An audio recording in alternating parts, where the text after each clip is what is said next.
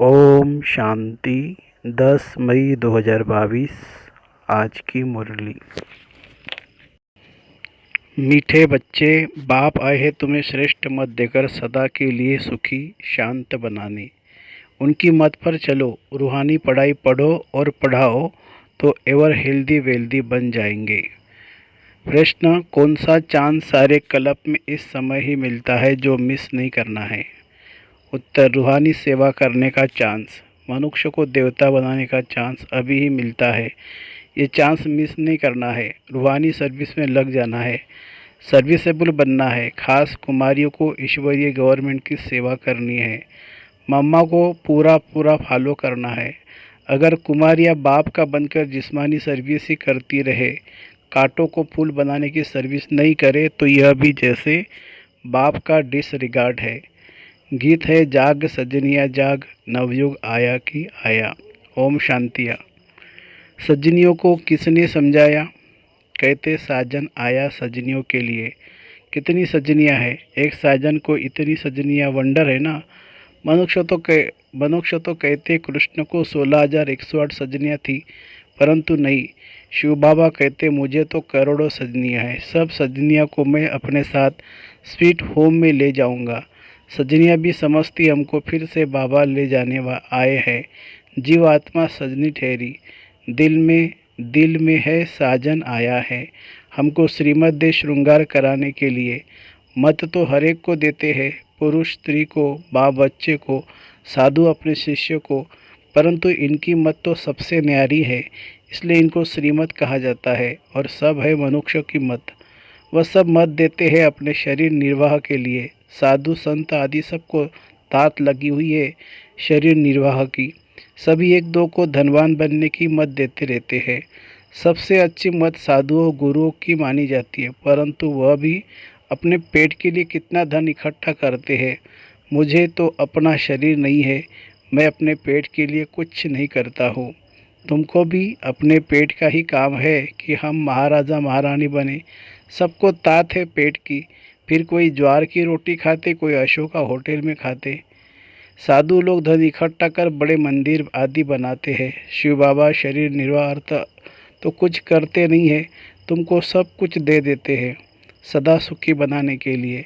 तुम ever healthy wealthy बनेंगे। मैं तो एवर हेल्दी बनने का पुरुषार्थ नहीं करता हूँ, मैं हूँ ही अशरीरी। मैं आता ही हूँ तुम बच्चों को सदा सुखी बनाने के लिए। शिव बाबा तो है निराकार, बाकी सबको पेट की लगी रहती है। द्वापर में बड़े बड़े सन्यासी तत्वज्ञानी ब्रह्म ज्ञानी थे, याद में रहते थे तो घर बैठे उनको सब कुछ मिल जाता था।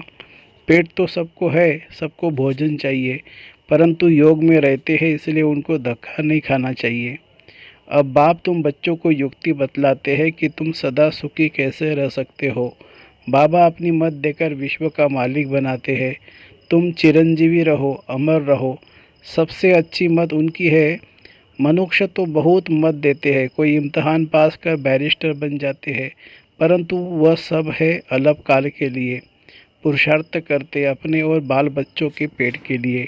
अब बाबा तुमको श्रीमत देते हैं, हे बच्चे श्रीमत पर चल, यह रूहानी पढ़ाई पढ़ो। जो मनुष्य विश्व का मालिक बन जावे, सबको बाप का परिचय दो, तो बाप की याद में रहने से एवर हेल्दी वेल्दी बन जाएंगे। वह है अविनाशी सर्जन। तुम बाप के बच्चे भी रूहानी सर्जन हो, इसमें कोई तकलीफ नहीं है। सिर्फ मुख से आत्मा को श्रीमत दी जाती है। सर्वोत्तम सेवा तुम बच्चों को करनी है, ऐसी मत तुमको कोई दे न सके। अब हम बाप के बच्चे बने हैं, तो बाप का धंधा करें या जिस्मानी धंधा करें, बाबा से हम अविनाशी ज्ञान रत्नों की झोली भरते हैं। शिव के आगे कहते भर दो झोली। वह समझते 10-20 हज़ार मिल जाएंगे, अगर मिल गए तो बस उन पर बलिहार जाएंगे, परंतु खातिरी करेंगे। वह सब है भक्ति मार्ग। अब सबको बाप का परिचय दो और बेहद की हिस्ट्री जागृति सुनाओ। बहुत इजी है। हद की हिस्ट्री जागृति में तो बहुत बातें हैं। यह बेहद की हिस्ट्री जागृति है कि बेहद का बाप कहाँ रहते हैं, कैसे आते हैं, हम आत्माओं में से कैसे 84 का पार्ट भरा हुआ है। बस जास्ती कुछ नहीं समझाओ, सिर्फ अलफ और बे अहम आत्मा बाप को याद करके विश्व का मालिक बन जाएंगी। अभी पढ़ना और पढ़ाना है। अलफ माना अल्लाह, बे माना बादशाही। अब सोचो, यह धंधा करे या जिस्मानी धंधा कर 2-400 कमाए। बाबा कहते अगर कोई होशियार बच्ची हो तो मैं उनके मित्र संबंधियों को भी दे सकता हूँ, जिससे उनका भी शरीर निर्वाह चलता रहे। परंतु बच्ची अच्छी हो, सर्विसेबल हो, अंदर बाहर साफ हो, बोली बोली की बड़ी मीठी हो। वास्तव में कुमारी की कमाई माँ बाप खा नहीं सकते। बाबा का बनकर फिर भी उस जिस्मानी सर्विस में ध्यान बहुत देना, यह तो डिसरिगार्ड हो गया। बाप कहते मनुष्य मात्र को हेवन का मालिक बनाओ। बच्चे फिर जिस्मानी सर्विस में माथा मारे। स्कूल खोलना तो गवर्नमेंट का काम है। अब बच्चियों को बुद्धि से काम लेना है। कौन सी सर्विस करे, ईश्वरीय गवर्नमेंट की या उस गवर्नमेंट की। जैसे ये बाबा जवाहरत का धंधा करते थे, फिर बड़े बाबा ने कहा ये अविनाशी ज्ञान रत्नों का धंधा करना है, इससे तुम यह बनेंगे। चतुर्भुज का भी साक्षात्कार करा दिया। अब वह विश्व की बादशाही लेवे या यह करे, सबसे अच्छा धंधा यह है। भल कमाई तो अच्छी थी, परंतु बाबा ने इसमें प्रवेश होकर मत दी कि अलफ और बे को याद करो। कितना सहज है, छोटे बच्चे भी पढ़ सकते हैं। शिव बाबा तो हर एक बच्चे को समझ सकते हैं, यह भी सीख सकते हैं। यह है बार यामी, यह है बाहर यामी, शिव बाबा है अंतर्यामी। यह बाबा भी हर एक की शक्ल से, बोल से, एक्ट से सब कुछ समझ सकते हैं। बच्चियों को रूहानी सर्विस का चांस एक ही बार मिलता है। अब दिल में आना चाहिए, हम मनुष्य को देवता बनाए या कांटों को कांटा बनाए। सोचो क्या करना चाहिए। निराकार भगवानुवाच, देह सहित देह के सब संबंध तोड़ो, अपने को आत्मा समझ बाप को याद करो। ब्रह्मा के तन से बाप ब्राह्मणों से ही बात करते हैं। वह ब्राह्मण लोग भी कहते हैं ब्राह्मण देवी देवताएं नमः। वो कुख वंशावली, तुम हो मुख वंशावली। बाबा को जरूर ब्रह्मा बच्चा चाहिए। कुमार का बताओ बाबा को कितने बच्चे हैं। कोई कहते 600 करोड़, कोई कहते एक ब्रह्मा। भल तुम त्रिमूर्ति कहते हो, परंतु एक्यूपेशन तो अलग अलग है ना।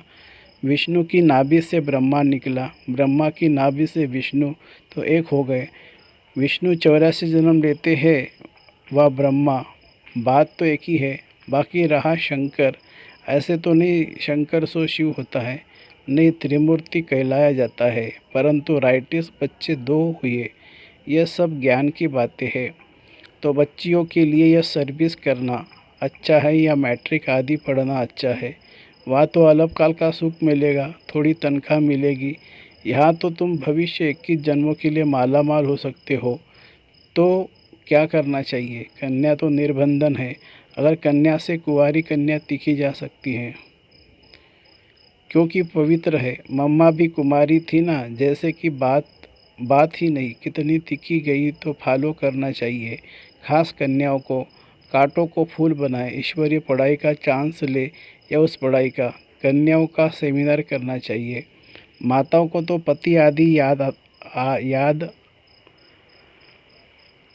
माताओं को तो पति आदि याद पड़ता है, सन्यासी को भी याद बहुत पड़ता है रहता है। कन्याओं को तो सीढ़ी चढ़नी नहीं चाहिए, संग का रंग बहुत लग जाता है। कोई बड़े आदमी का बच्चा देखा, दिल लग गई, शादी हो गई, खेल ख़त्म। सेंटर से सुनकर बाहर जाते हैं तो खेल ख़त्म हो जाते हैं। यह है मधुबन, यहाँ ऐसे भी बहुत आते हैं, कहते हैं हम जाकर सेंटर खोलेंगे, बाहर जाकर गुम हो जाते हैं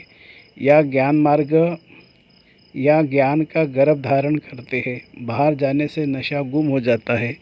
माया अपोजिशन बहुत करती है। माया भी कहती है वहाँ इसने बाबा को भी पहचाना है, फिर भी बाबा को याद नहीं करते तो हम भी गुस्सा मारेगी। ऐसा नहीं कहो कि बाबा आप माया से कहो हमको गुस्सा न मारे। युद्ध का मैदान है ना, एक तरफ है रावण की सेना, दूसरी तरफ है राम की सेना। बहादुर बन राम की तरफ जाना चाहिए। आसुरी संप्रदाय को ही दैवी संप्रदाय बनाने का धंधा करना है। जिस्मानी विद्या तुम जिनको पढ़ाएंगे, जब तक वह पढ़कर बड़े हो तब तक विनाश भी सामने आ जाएगा।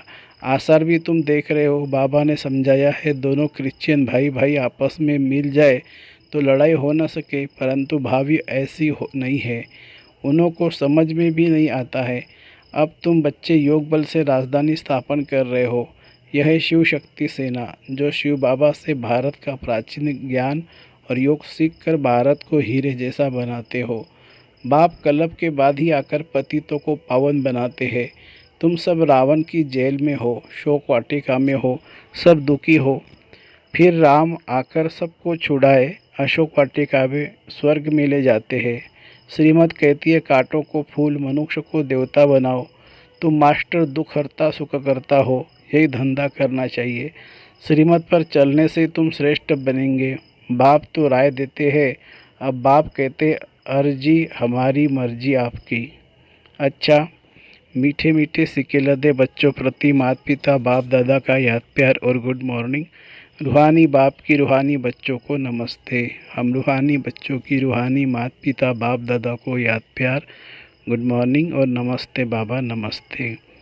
धारणा के लिए मुख्य सार। सर्विसेबल बनने के लिए अंदर बाहर साफ बनना है। मुख से बहुत मीठे बोल बोलने हैं।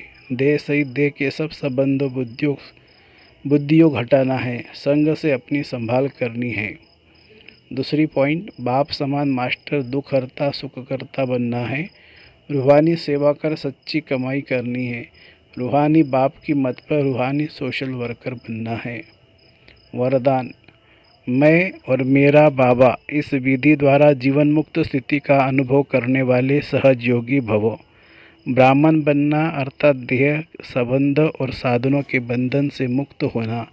देह के संबंधियों का देह के नाते से संबंध नहीं, लेकिन आत्मिक संबंध है। यदि कोई किसी के वश परवश हो जाते हैं तो बंधन है, लेकिन ब्राह्मण अर्थात जीवन मुक्त।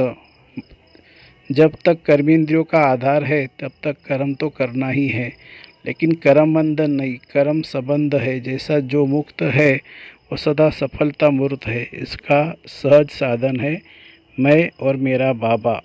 यही याद सहज योगी सफलता मूर्त और बंधन मुक्त बना देती है।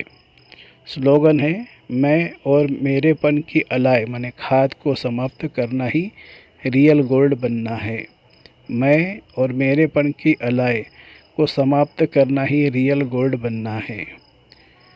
मातेश्वरी जी के अनमोल महावाक्य। यह जो मनुष्य गीत गाते हैं वो गीता के भगवान अपना वचन निभाने आओ।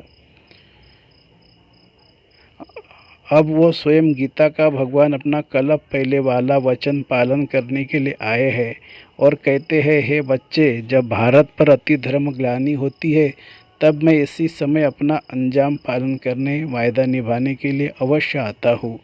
अब मेरे आने का यह मतलब नहीं है कि मैं कोई युगे युगे आता हूँ। सभी युगों में तो कोई धर्म ग्लानि नहीं होती है। धर्म ग्लानि होती ही है कलयुग में। तो परमात्मा कलयुग के अंत समय में आता है और कलयुग फिर कलप आता है, तो ज़रूर वह कलप आता है। कलप में फिर 4 युग है, उसको ही कलप कहते हैं। आधा कल्प सतयुग, त्रेता में सतोगुण, सतो प्रधान है वास। परमात्मा के आने की कोई ज़रूरत नहीं। और द्वापर युग से तो फिर दूसरे धर्मों की शुरुआत है। उस समय भी अति धर्म ग्लानि नहीं है। इससे सिद्ध है कि परमात्मा तीनों युगों में तो आता ही नहीं है। बाकी रहा कलयुग, उसके अंत में अति धर्म ग्लानि होती है। उसी समय परमात्मा आए, अधर्म विनाश कर सतधर्म की स्थापना करते हैं। अगर द्वापर में आया होता तो फिर द्वापर के बाद सतयुग होना चाहिए, फिर कलयुग क्यों? ऐसे तो नहीं कहेंगे परमात्मा ने घोर कलयुग की स्थापना की। अब यह तो बात नहीं हो सकती, इसलिए माया। इसीलिए परमात्मा कहते हैं, मैं एक हूँ और एक ही बार आए अधर्म अथवा कलयुग का विनाश कर सतयुग की स्थापना कराता हूँ। तो मेरे आने का समय संगम युग है। अच्छा, ओम शांति शांति शांति। शुक्रिया बाबा, शुक्रिया। Thank you Baba, thank you.